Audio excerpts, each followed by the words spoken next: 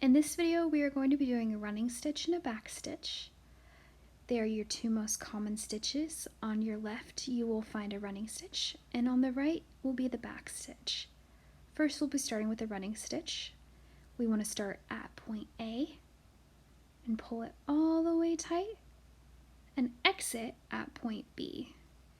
Now, in this video, I'm using 6 strands of floss. I usually use 3. It's a little bit easier to pull and kind of get everything into the hole you're making with your needle. Now we're going to enter at point C and exit at point D. I'm also going to show you a way of doing it where the needle kind of just weaves itself in through the fabric. I suggest practicing a little bit before you do this in one of your patterns. You'll see it's a little bit easier to see how much of a space you're leaving between each stitch. And pull it through. Again, it's a little bit rough because I have 6 strands of floss. I do suggest using 2 or 3. It's just a little bit easier to control.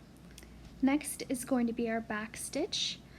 I use these in filling and in just getting some straight lines or branches. We're going to enter at point A, and instead of going forward, we're going to go backwards to point B, exit through point B, pull it tight.